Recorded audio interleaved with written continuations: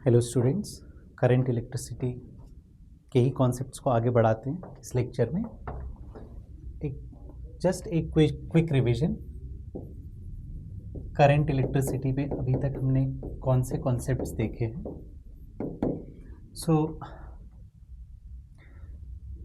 Direction of current is in direction of flow of positive charge and opposite to direction of flow of negative charge. For example, plus 5 coulomb इस direction में जा रहा है and let's say minus 3 coulombs charge इस direction में flow कर रहा है। Positive charge 5 coulomb is moving from left to right, minus 3 coulomb charge is moving from right to left. So what will be the net current? Net current will be taken as 5 coulomb plus 3 coulomb, let's say time is 2 seconds, divide by 2, that is 4 coulomb per second, this will be 4 amperes. Okay, इसी का एक छोटा सा और example, अगर plus 5 coulomb इधर जा रहा है एंड माइनस 3 कूलम भी इधर जा रहा है साथ साथ, again in the same time 2 seconds, तो नेट करंट क्या होगा? 5 coulomb minus 3 coulomb divide by 2, that is 1 ampere. तो ये दोनों केस डिफरेंट हैं। इस केस में this current and this current both will add. Why? Because इस केस में करंट लेफ्ट टू राइट जा रहा है एंड इलेक्ट्रॉन्स के राइट टू लेफ्ट जाने से ये करंट भी लेफ्ट टू राइट जा रहा है, तो करंट क्या हो जाएगा? ऐड। इस केस में करंट क्या हो जाएगा? सब्ट्रैक्ट। Okay, next point.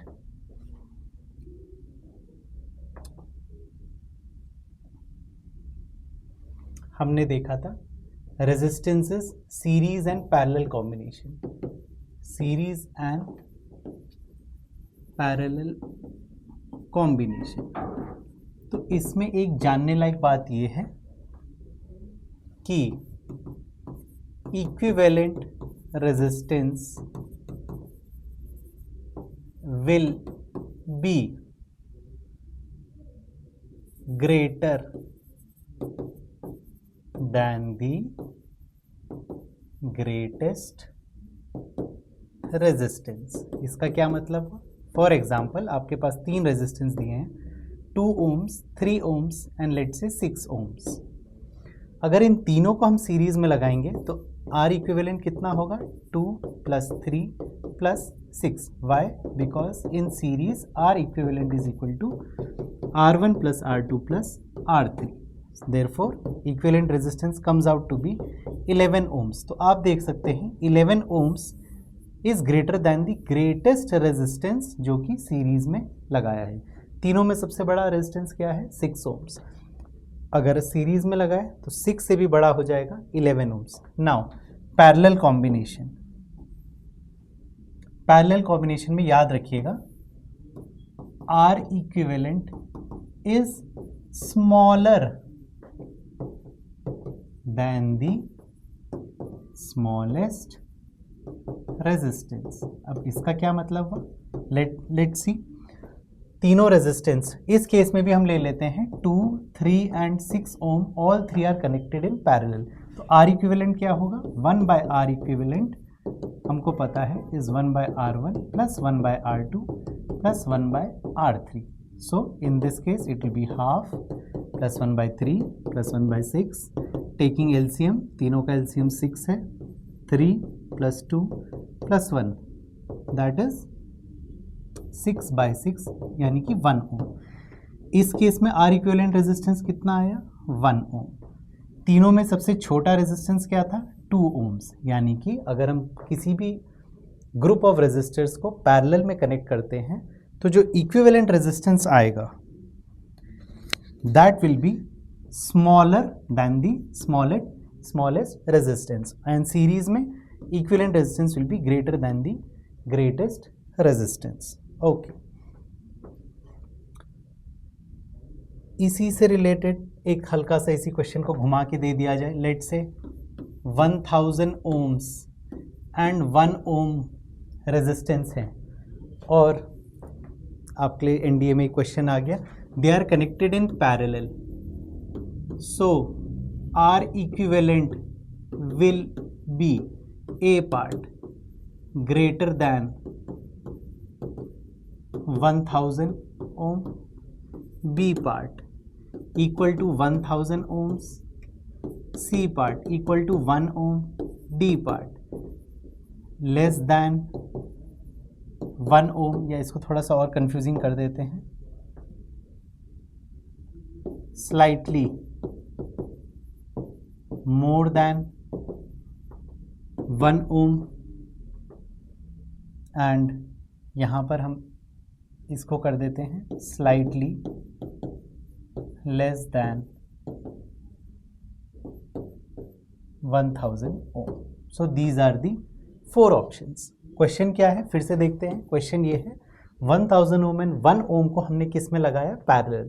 इनका इक्विवेलेंट रेजिस्टेंस क्या होगा? तो अभी हमने एक कॉन्सेप्ट पढ़ा था, R equivalent will be less than the least resistance. कब? जब रेजिस्टेंसेस को किस में लगाए, पैरेलल में. सो करेक्ट आंसर आप इसमें देख सकते हैं, ग्रेटर देन 1000 किस केस में होगा, सीरीज में. So this is not the correct answer. Slightly less than 1000, no. Slightly less than 1 ohm will be the correct answer. आप करके भी देख सकते हैं. आर इक्विवेलेंट कितना आएगा इस केस में, R1 R2 by R1 plus R2, that is 1000 into 1 by 1000 plus 1, 1000 by 1001. So आप देख सकते हैं ये जो फ्रैक्शन है, this fraction is just slightly less than 1 ohm. Okay, next concept, series parallel हमने देखा. Then we came to Kirchhoff's law. Kirchhoff's law से पहले हमने एक और छोटा सा कॉन्सेप्ट सीखा था, very important, V is equal to IR, that is Ohm's law. For example, एक बेसिक सा क्वेश्चन आ जाए आपके पास. This is a resistance 10 ohms. Let's say this point is given at 5 volts. This point is given at 5 volts, and this point is given at let's say 25 volts. आपसे पूछा है this point is A, this point is B. So current will be, let's say first option, A to B and 2 ampere, B part, B to A 1 ampere, C, B to A 2 ampere, D, A to B 1 ampere. So इसमें हम कैसे solve करेंगे? हमेशा हमको याद रखना है, current always flows from higher potential to lower potential. So दोनों में देख के क्लियरली पता लग रहा है, this is the point of higher potential. Current shall flow from higher potential towards lower potential. Okay, पहली बात. तो इसका मतलब ऑप्शन बी या सी में से ही कोई एक ऑप्शन करेक्ट है. अब कितना मैग्नीट्यूड होगा? सो हमने देखा था V is equal to IR, and what is V? V is the potential difference across the 2 points. 25 minus 5 volts is equal to the current into resistor का वैल्यू कितना है, 10. So I will be 20 by 10, that is 2 ampere. Therefore option C is the correct answer. So ये बहुत ही simple application है Ohm's law की. Okay, आप revise कर सकते हैं. ओम्स लॉ के हमने ग्राफ देखे थे, ग्राफ से रेजिस्टर निकालना, रेजिस्टेंस निकालना, ये भी हमने सीखा था. Okay, next point, let's go to Kirchhoff's law. Kirchhoff's law में हमने देखा था Kirchhoff's junction rule and Kirchhoff's आपका लूप रूल। यहाँ पर हम चार्ज कंजर्व कर रहे थे, यहाँ पर क्या कंजर्व कर रहे हैं हम, यहाँ पर हम कंजर्वेशन ऑफ एनर्जी अप्लाई कर रहे हैं। ओके, इसी का एक बहुत सिंपल सा कोई क्वेश्चन लेते हैं। अगेन लेट्स से दिस इज पॉइंट ए, हमने एक सेल लगाया ऑफ EMF 2 वोल्ट्स, एक रेजिस्टेंस लगाते हैं इसमें 1 ओम। आगे जाके हमने एक और सेल लगाया ऑफ पोटेंशियल लेट से 3 वोल्ट्स एंड इसका एक रेजिस्टेंस हमने लगाया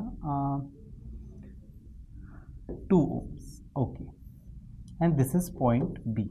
तो पहले जो इससे पहले हमने एग्जांपल देखा था उसमें कोई बैटरी नहीं लगी थी, इस केस में सेल्स भी लगे हुए हैं, they are the source of potential. Again let's say now we have 5 volt here and 25 volt here. पिछले क्वेश्चन से सिमिलैरिटी करने के लिए let us change the values of the resistances. यहाँ पर लेट से हम रख देते हैं 4 ओम्स और यहाँ पर रख देते हैं 6 ओम्स। सो पिछले क्वेश्चन से आप कंपेयर करेंगे तो resistance between A and B, total resistance कितना है 10 ओम्स। पिछले क्वेश्चन में टोटल रेजिस्टेंस भी 10 ओम था, इस क्वेश्चन में भी टोटल रेजिस्टेंस कितना है 10 ओम। लेकिन पिछले क्वेश्चन और इस क्वेश्चन में थोड़ा सा फर्क आ गया है। टू रिकॉल, पिछला क्वेश्चन ऐसा था, सिंपली इधर था 5 वोल्ट, इधर था 25 वोल्ट और यहाँ पर था 10 ohms.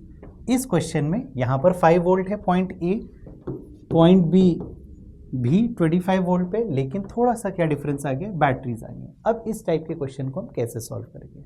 Okay, again start from point, पहले तो आपको देख के ही पता लग रहा है कि current shall flow from B to A, this is the direction of current. क्योंकि स्ट्रेट अवे हम देख सकते हैं कि point B is at a higher potential, point A is at a lower potential. तो अब हम क्या करते हैं, बी से ए की तरफ चलते हैं। कैसे अप्लाई कर रहा है देखते हैं। बी का पोटेंशियल मान लीजिए VB है, बी से हमने करंट के अलॉन्ग चलते हुए 6 ओम के अक्रॉस गए। तो अभी हमने देखा था जब भी करंट किसी रेजिस्टर के अक्रॉस जाता है तो पोटेंशियल ड्रॉप आता है। सो कितना ड्रॉप आएगा, 6I का, from which formula, V is equal to IR। तो अगर 6 ओम रेजिस्टर से करंट I जा रहा है तो कितने का ड्रॉप आएगा, 6I का। And because this voltage is dropping, यानी वोल्टेज कम हो रहा है, तो यहाँ पर सिंपली क्या एक माइनस साइन लगा दीजिए। अगेन आगे चले, हम इससे इधर गए।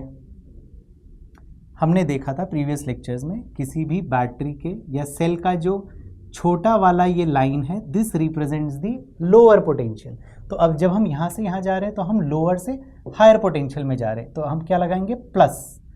कितना हाई पोटेंशियल गया, कितना चेंज आया, 3 वोल्ट्स का। ओके, सो इस इक्वेशन में +3 लिखा है। अगेन अब चलते हुए हम यहाँ से इधर गए, जैसा कि 6 ओम में आया था, एक ड्रॉप आया था। अगेन यहाँ पर एक पोटेंशियल ड्रॉप आएगा, कितने का आएगा, 4I का। And because it is drop तो यहाँ पर क्या साइन आ गया, नेगेटिव। फिर और आगे गए, पोटेंशियल ड्रॉप आ रहा है कि राइज, आप देख सकते हैं we are moving from this to this, so potential is rising. Rising के लिए क्या लगाइए, +2। कहाँ पहुँच गए, पॉइंट ए पे, तो यहाँ लिखिए पोटेंशियल एट ए। इस इक्वेशन को सॉल्व करते हैं, VA और VB की वैल्यूज डालते हैं।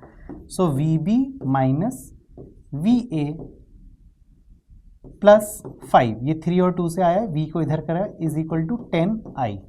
VB है 25 वोल्ट, VA है 5 वोल्ट, तो इन दोनों को माइनस करके कितना आएगा, 25 minus 5 plus 5 is equal to 10I। Current कितना आया इस केस में, 25/10 दैट इज 2.5 एम्पियर। आपको याद होगा इसमें करंट कितना आया था, I was 25 minus 5/10 that is 2 ampere, और यहाँ पर करंट कितना आया, 25/10 दैट इज 2.5 एम्पियर। तो ये बहुत ही सिंपल तरीका है करंट की वैल्यू निकालने का। इसी एग्जाम्पल में थोड़ा सा मॉडिफिकेशन करते हैं. पॉइंट ए, अगेन लेट अस यहाँ पर फिर से 4 ओम लेते हैं, इधर हम लेते हैं 2 वोल्ट. लेकिन अब हम क्या चेंज करेंगे, यहाँ पर 6 ओम के बाद बैटरी का साइन थोड़ा सा हमने बदल दिया है. इसको रख लेते हैं अगेन 3 वोल्ट.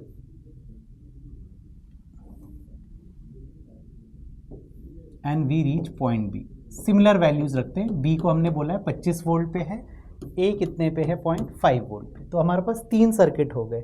सबसे सिंपल वाला circuit A 10 ohm, B. Next circuit हमने क्या बनाया था, 4 ohms, 2 volt, 6 ohms, 3 volt and then B. और अब हमने क्या बनाया है, 4 ओम्स. ये रेजिस्टेंस पहले आया बाद में आया, इट डजेंट मैटर. तो अब डोंट गेट कंफ्यूज्ड. 2 वोल्ट ये, बट इस बार बैटरी का डायरेक्शन थोड़ा सा बदल दिया है. And we reach B. अब आइए देखते हैं. पहले वाले केस में हमने करंट निकाला था 2 एम्पियर. सेकेंड वाले केस में हमने करंट निकाला है 2.5 एम्पियर. अब देखते हैं तीसरे केस में करंट कितना आता है. Let's see. फिर से सेम प्रोसीजर. मान लीजिए एक करंट आई यहाँ से जा रहा है, इधर जा रहा है, इधर जा रहा है, इधर जा रहा है, इधर जा रहा है and we reach A. Current की कोई भी डायरेक्शन ले सकते हैं. अगर करंट ऑपोजिट डायरेक्शन में आएगा तो हमारा फाइनल आंसर क्या हो जाएगा, नेगेटिव. सो नेगेटिव करंट का मतलब आंसर गलत नहीं है. इट जस्ट मीन्स कि जो सेंस हमने लिया था कि जिस पॉइंट से जिस पॉइंट पे जा रहा है वो सेंस उल्टा है. Okay, again let us start to move from B. B पे थे तो पोटेंशियल कितना था, वी बी. बी से हम इधर गए. Longer line represents higher potential, shorter line represents lower potential. Jump करते ही क्या मिला, ड्रॉप ऑफ 3 वोल्ट. फिर और आगे गए, करंट की ही डायरेक्शन में जा रहे हैं तो क्या मिलेगा, 6i. फिर इधर गए. अब आपको दिख रहा है हम लोग नेगेटिव से पॉजिटिव टर्मिनल में गए हैं. So there is a potential rise, यानी कि पोटेंशियल गेन में क्या साइन लगाएंगे, पॉजिटिव. पोटेंशियल ड्रॉप में क्या साइन लगाएंगे, नेगेटिव. 2 वोल्ट प्लस, फिर आगे गए 6 ओम के अक्रॉस, फिर से पोटेंशियल ड्रॉप आएगा यानी कि 4i. कहाँ पहुँच गए, ए पे. Let us put the values. V B minus V A, इधर से -1 is equal to 6i plus 4i. Put the values. 25 minus 5 minus 1 is 10i. Current is 24/10, that is 2.4 ampere. यानी कि इस केस में आंसर कितना आएगा, 2.4 ampere. तो तीनों को सॉल्व करने का प्रोसेस वही है. V is equal to I R लगाना है. अगर बैटरीज भी इन्वॉल्व है तो इस तरीके की equations we'll have to form. Okay,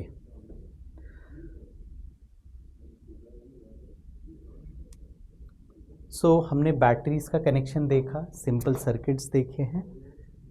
now let's come to the concept of energy and power.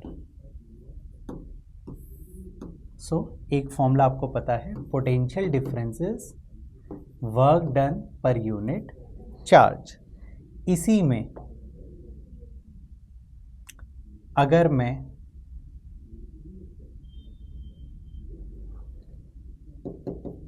Work done की वैल्यू निकालना चाहूँ, it will be V into Q, that is V into I into T.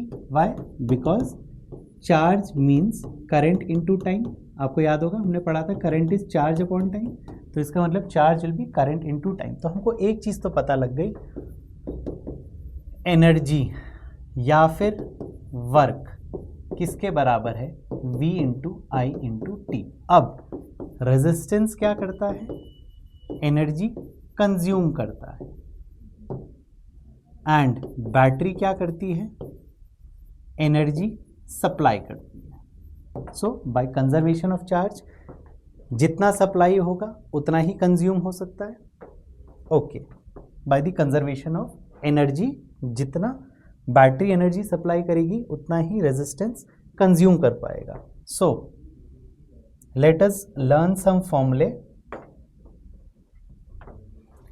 अगर आपके पास एक battery है जिसके across potential है V और इससे करंट फ्लो हो रहा है I. So simply you should know कि energy supplied by battery will be equal to V into I into T, that is VIT. and power क्या होता है? power is energy by time, यानी कि battery कितनी पावर सप्लाई कर रही है? VI. बहुत ही सिंपल फॉर्मूला है. Potential of the battery into the current it is supplying into time t. Power will be V into I. Okay, अब रेजिस्टेंस पे आ जाते हैं. Energy consumed by resistance, let say जिसकी वैल्यू कैपिटल R है, तो ये एनर्जी हो जाएगी V. इसमें V क्या है? रेजिस्टेंस के अक्रॉस पोटेंशियल ड्रॉप. रेजिस्टर से करंट कितना जा रहा है? I. कितनी देर के लिए जा रहा है? टाइम t के लिए. So it will be VIT. इसी में हम फॉर्मूला लगाएं V is equal to IR. तो V की जगह IR डाल देंगे तो क्या फॉर्मूला मिलेगा? I square R T. Again I की जगह V बाय R डालेंगे तो क्या मिलेगा? V square bye R T. ये तीनों फॉर्मूले आपको एक ही वैल्यू देंगे.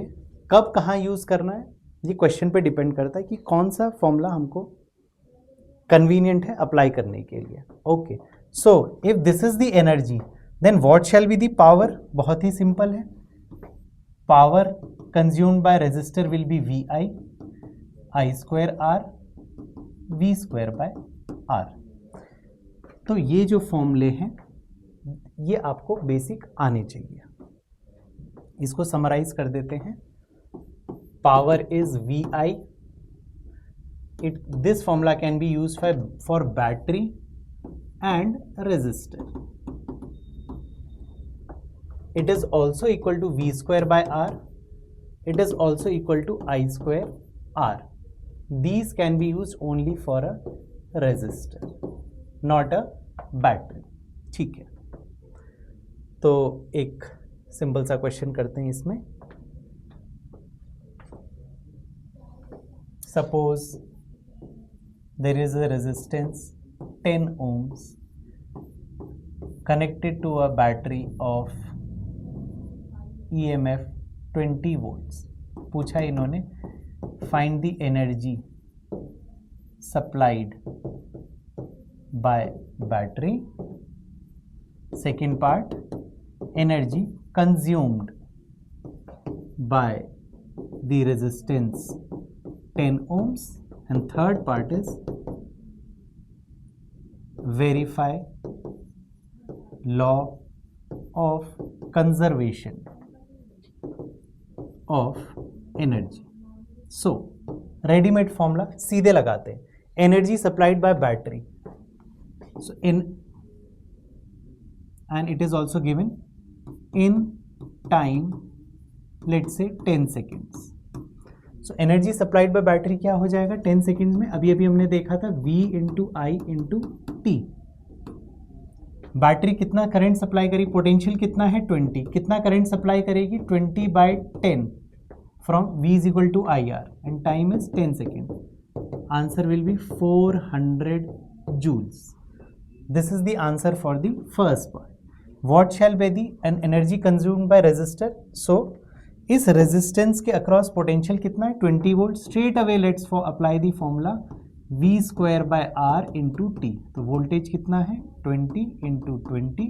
रेजिस्टेंस कितना है 10. टाइम कितना है 10. आंसर आया 400 joules.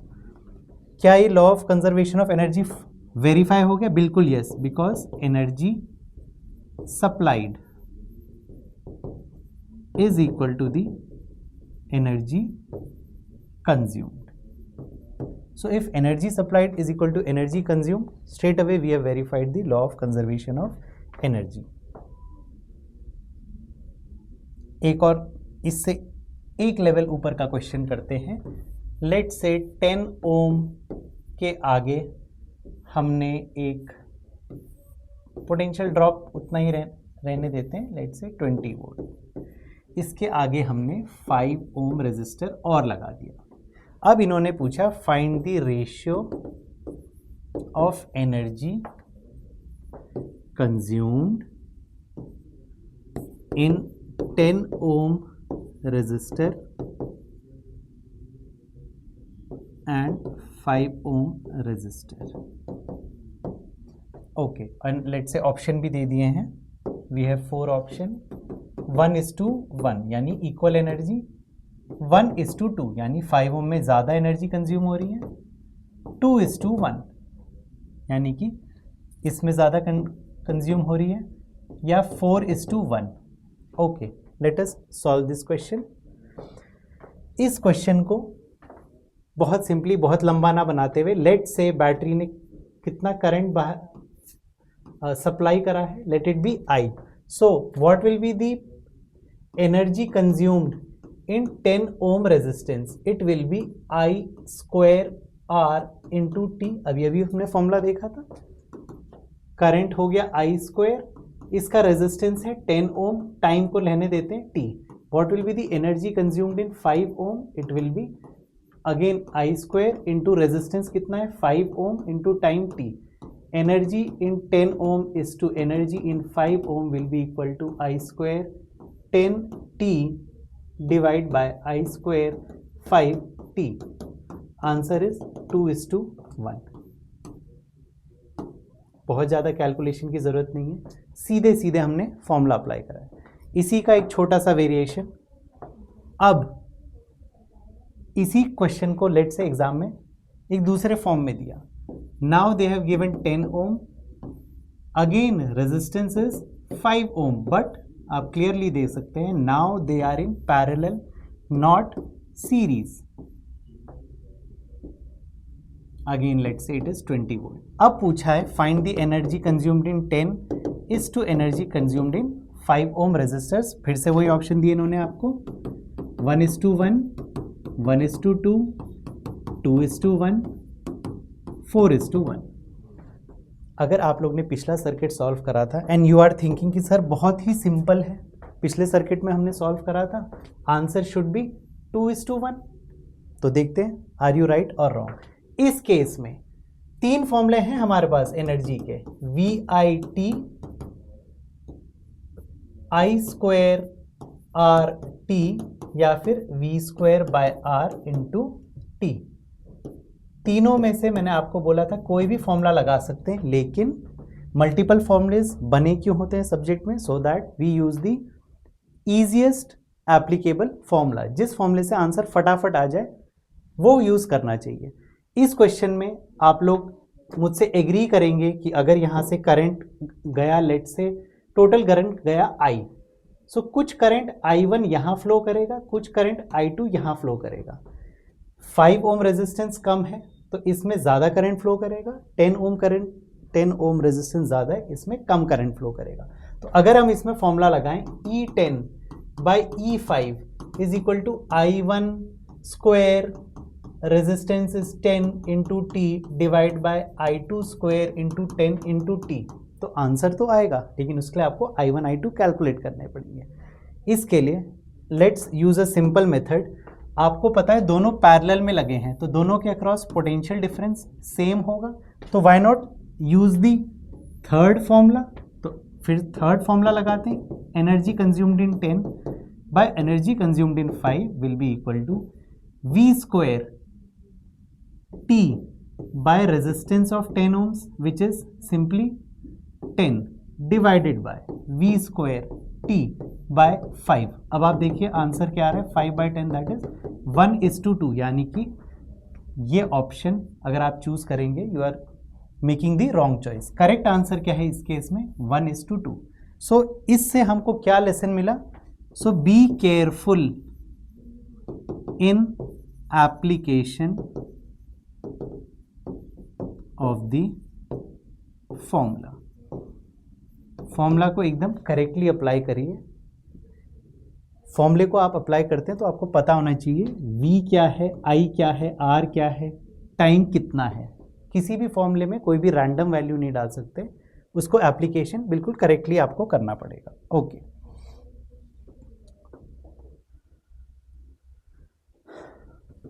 Again there is something known as Joule's law of heating. थोड़ा सा थ्योरेटिकल नॉलेज है, कुछ भी नहीं है।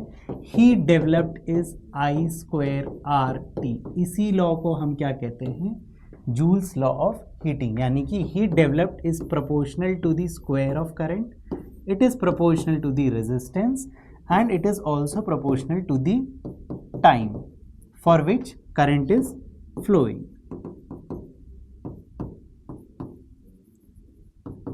So इससे कोई theoretical question पूछ सकते हैं कि जूल्स लॉ ऑफ हीटिंग के अकॉर्डिंग अगर हम करंट डबल कर दें तो हीट कितना हो जाएगा, कितने times? Will it become 2 times, will it become 4 times? If I is doubled, keeping other quantities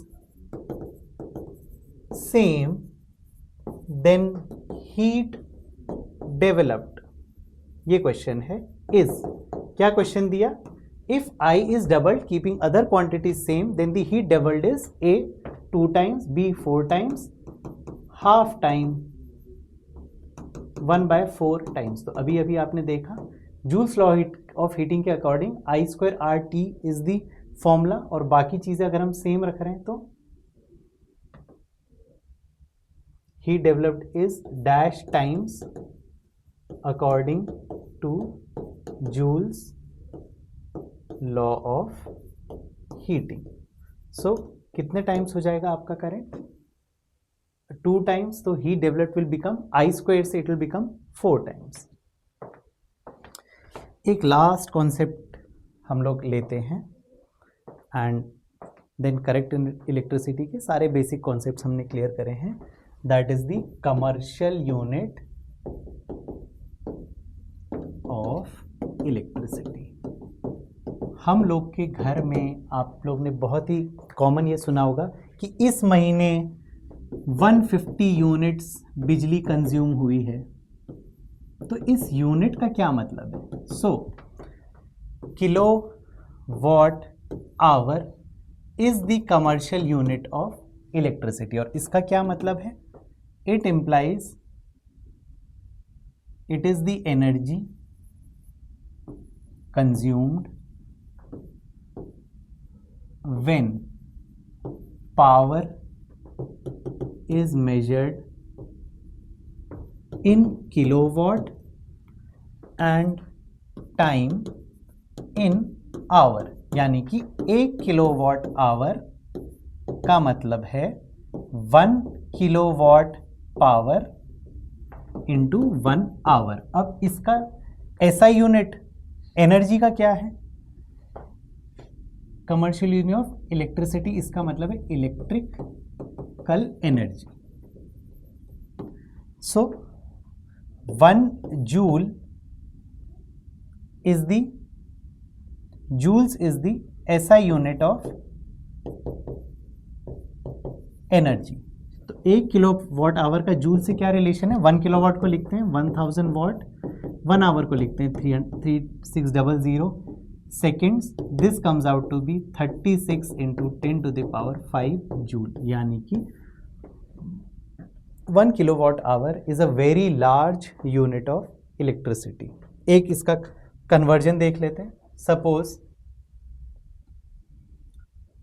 5 fans of power 100 watt are used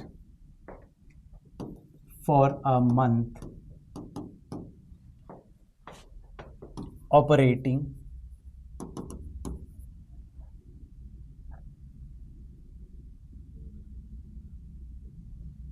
18 hours a day. 1 unit costs ₹5. Find monthly electricity bill. Okay, month के साथ दिया हुआ है 30 days, month में 31 भी हो सकते हैं, इसलिए दिया हुआ है 31 days. So you have to find the monthly electricity bill. Let's find it out. So energy consumed shall be equal to power into time. कितना पावर यूज हो रहा है? 5 fans of 100 watt are being used. How many hours are daily? 18 hours. और कितने दिन के लिए? 30 दिन के लिए. This is the power. ये आंसर आपका किस में आएगा? जूल में. अगर हमको इसको किलोवाट आवर में कन्वर्ट करना है तो किससे डिवाइड करेंगे? 36 इंटू 10 to the power 5. तो आपका answer this joule will now become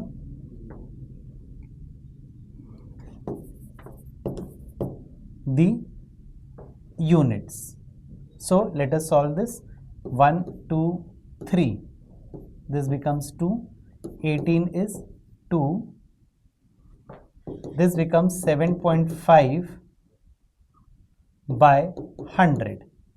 इतने तो यूनिट कंज्यूम हुए and cost of 1 unit was ₹5. तो फाइनल आपका कॉस्ट कितना आएगा? 7.5 divide by 100 into ₹5. This is 20, यानी कि ₹0.375 is the monthly cost of running these many appliances. Okay, so this is a simple conversion जो कि हमने देखा. Converting, ये एग्जाम्पल किसका था? Converting joules to kilowatt hour, जिसको हम क्या कहते हैं? 1 unit of electric energy. Okay, just verify the calculation. I hope मैंने कहीं गड़बड़ ना करी हो.